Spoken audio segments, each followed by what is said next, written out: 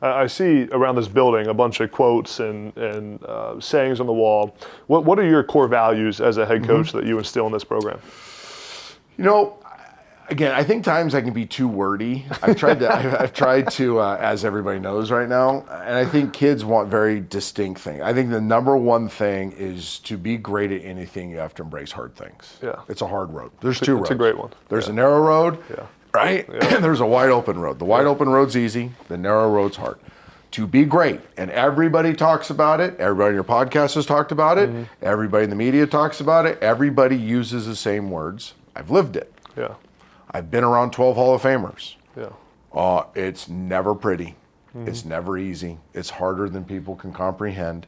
And at some point you fall in love with the hard. So we're going to make things very, very difficult around here. That doesn't mean mean.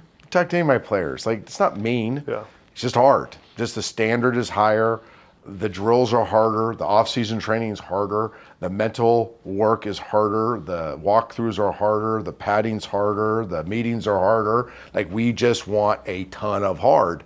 Because if you, at some point, when you're done complaining about it, which I did as a player, you probably did as a player, and then you embrace it, you're like, oh gosh, everything's easy after. The actual thing I have to go do is pretty easy because everything else is so dang hard. That's one of them. I always say the edge of uncomfortable is where you find greatness. I don't think you can. I think this year I made a massive mistake in this program by making it too comfortable. I think there has to be a level of being uncomfortable, everybody, because that's really where you find that greatness. I think you focus on things you can control. Right. I think that's one of my core values is stay focused on the things that you can control. You can control your effort, you control your energy, you can control your attitude. You control how many times you can refocus in time, throughout a day.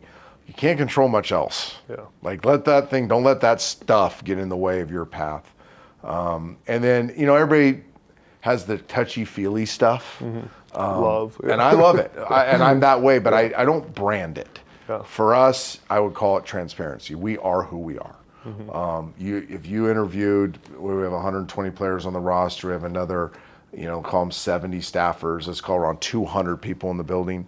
I bet you can't find one that doesn't feel like we're honest, we care about them, we truly, authentically want what's best for them. I'm not using this as a launching point. This is not an ambition play for me. I'm not using them to go somewhere.